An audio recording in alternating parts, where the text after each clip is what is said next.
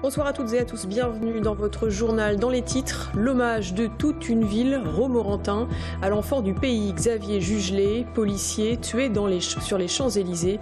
Une minute de silence a été observée dans de nombreux commissariats français aujourd'hui. Notre focus présidentiel nous emmènera à Maillé, petit village de 600 habitants, village martyr pendant la Seconde Guerre mondiale et qui a placé en tête Marine Le Pen à l'issue du scrutin du premier tour dimanche. Et puis à la fin de ce journal, nous irons dans le Chinonnais où les vignerons fêtent cette année les 80 ans de l'appellation. Tout un symbole, vous le verrez. Hommage national rendu aujourd'hui à Xavier Jugelé, le policier, tué jeudi dernier sur les Champs-Élysées. Ce matin à 11 h, une cérémonie avait lieu dans la cour de la préfecture de police de Paris, en présence de nombreux policiers et personnalités politiques, dont les deux candidats à la présidentielle, Emmanuel Macron et Marine Le Pen. Une cérémonie marquée notamment par le discours émouvant de son compagnon. Dans le Loir-et-Cher, une minute de silence a également été observée dans les commissariats de Blois et à l'hôtel de ville de Romorantin ce matin. Romorantin, ville d'où était originaire le policier. Ce matin, l'émotion était vive parmi les simples citoyens venus se recueillir avec la famille. La colère avait laissé place à l'incompréhension. Florent Clavel. Ils sont une centaine ce midi, massés devant l'hôtel de ville de Romorantin. Dernier hommage à Xavier Jugelé. Famille, élus, mais aussi simples citoyens. Quand j'ai appris que c'était quelqu'un de Romorantin, j'ai été un peu plus choquée que les événements auparavant et j'habite à côté, donc je suis venue pour apporter ma présence, mon soutien à ses proches. Voilà.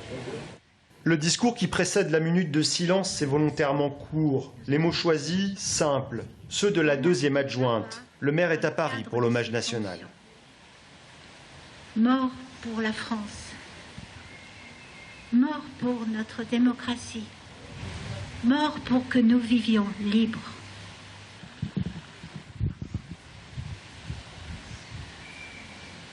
Les habitants de la petite ville du Loir-et-Cher cultivent d'ordinaire la discrétion et la pudeur. Face à ce drame d'une brutalité rare, les dernières résistances tombent. Pas une colère, mais disons, c'est vrai...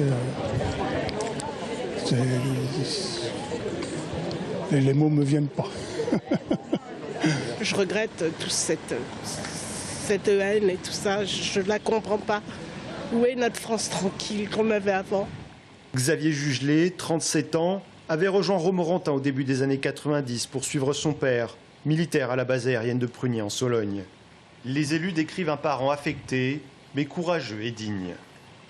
Écoutez, il ne m'a pas vraiment décrit son fils. Je pense qu'il était très fier de sa fonction. Et je sais que son fils avait vraiment l'amour de la patrie et était vraiment pour préserver notre démocratie. Après l'hommage national à Paris ce matin, la dépouille de Xavier Jugelé a rejoint Romorantin. Une cérémonie se tenait en fin d'après-midi. Le jeune policier a ensuite été inhumé au cimetière de Lantenay. Et à Tours également, les policiers ont rendu un hommage solennel à Xavier Jugelé dans la cour du commissariat, à l'abri des caméras et de la presse. Les syndicats de police ont appelé les candidats à la présidentielle à leur accorder plus de moyens. À Tours, par exemple, il faudrait 20 fonctionnaires de plus. On écoute Julien Berthaud du syndicat Alliance Police Nationale. Quel que soit effectivement le résultat du deuxième tour, ce qui nous importe, c'est que derrière le président prenne des mesures en recrutant effectivement les fonctionnaires.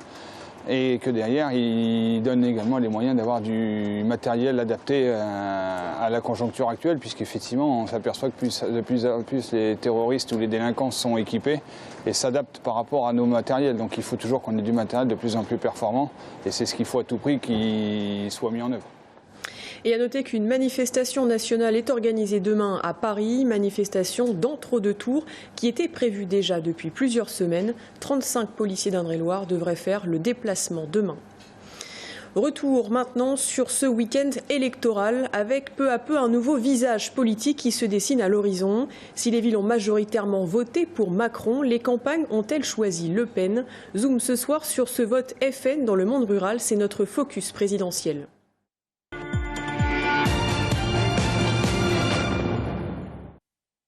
L'Indre-et-Loire a été le seul département de la région centre à ne pas avoir placé Marine Le Pen en tête au premier tour. Et pourtant, dans certaines petites communes, la candidate frontiste est tout de même arrivée en tête, avec parfois des scores importants. C'est le cas à Maillé, petit village situé au sud de la Touraine, et connu notamment comme ayant été l'un des villages martyrs. Pendant la Seconde Guerre mondiale, 124 de ses habitants avaient été massacrés par des troupes allemandes, et le village a été entièrement rasé. Séphora Namani. Maillé, deuxième massacre de civils en France. Le 25 août 1944, jour de libération de Paris, les soldats allemands bombardent le village. 52 maisons brûlées et 124 victimes. Maillé, un village martyr des extrêmes fascistes. Pourtant, dimanche dernier, un quart des habitants ont voté Marine Le Pen. Là, c'est un ras-le-bol de tout ça, quoi. De plus se sentir réellement en France, quoi. Puis d'être protégée. J'ai l'impression qu'elle va peut-être limiter tout ce qui est terrorisme, apporter plus de sécurité dans nos écoles, peut-être qu'on soit plus entendu. Je pense qu'elle n'a pas les mêmes idées que son père. Elle est plus sage, entre guillemets. C'est vrai que par contre, ça aurait été le père, j'aurais peut-être pas voté Jean-Marie Le Pen, ça sûrement. Mais là, voilà, puis le terrorisme, ça s'accentue, le respect, tout ça, il n'y a plus, quoi. Un Front national banalisé dans les esprits, figure de rempart contre les problèmes d'emploi et de sécurité pour certains. À Maillé, ni commerce, ni médecin. Si le maire du village n'approuve pas le vote de ses habitants, il tente de le comprendre. Il y a quand même un décrochage très important entre certains hommes politiques et le terrain. Et le terrain, c'est nous, c'est monsieur, madame, tout le monde.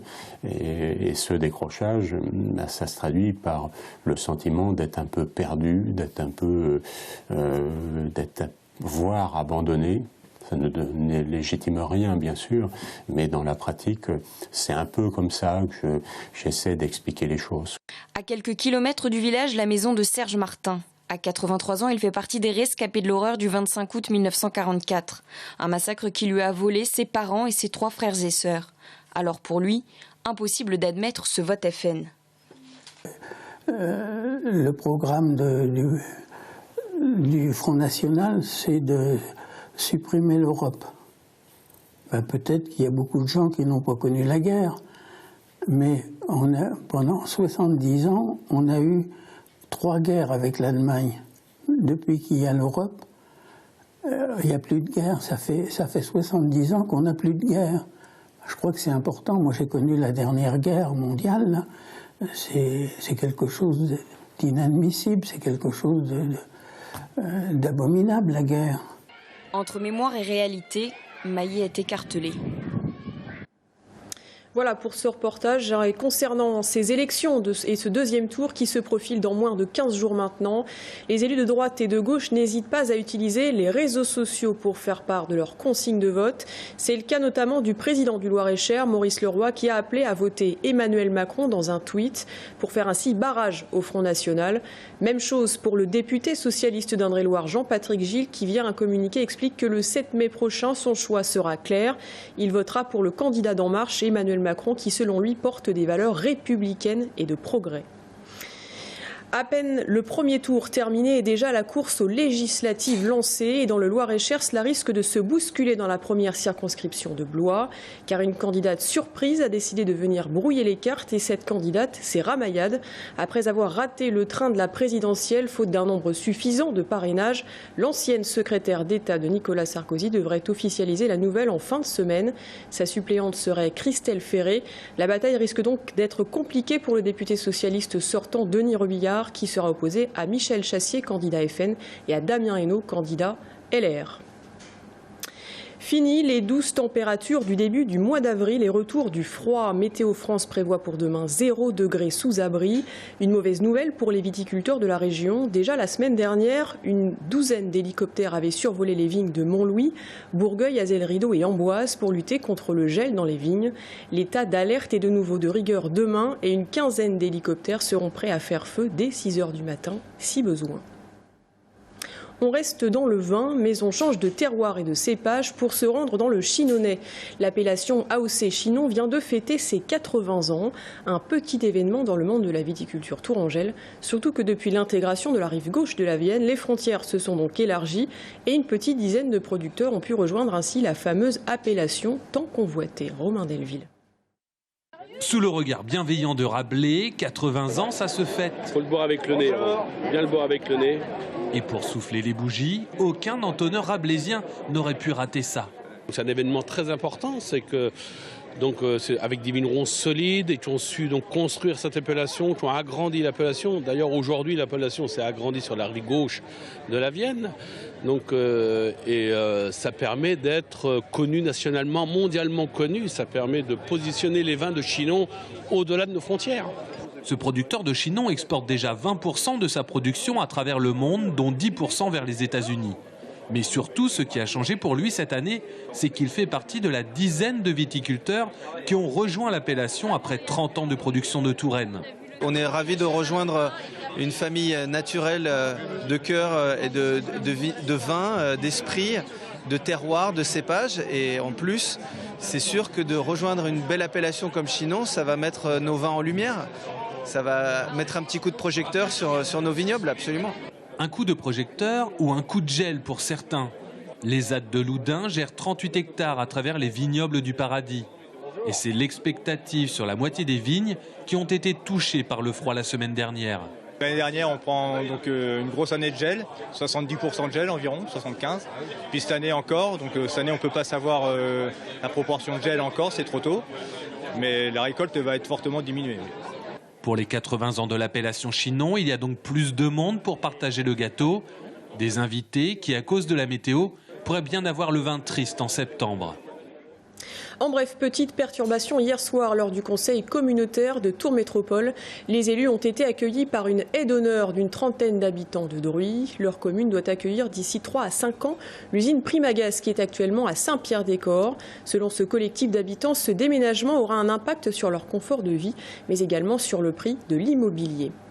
Et puis à l'ordre du jour, lors de ce conseil communautaire hier soir, les tarifs fil bleu, pas de hausse sur le ticket unitaire qui reste à 1,50 €. Seul le carnet de 10 tickets connaîtra une légère hausse de 1,30 € à 1,35 € le voyage. Les étudiants tourangeaux continueront de payer 27,60 € chaque mois. En revanche, petite nouveauté réservée aux congressistes, un titre 48 heures à 5,90 € ainsi qu'un passe congrès allant de 1 à 4 jours entre 4 et 10 €.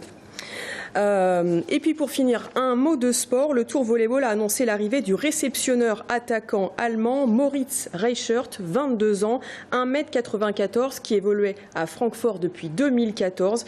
Il faisait d'ailleurs partie de l'effectif qui avait rencontré le TVB lors de la demi-finale de la Coupe CEV.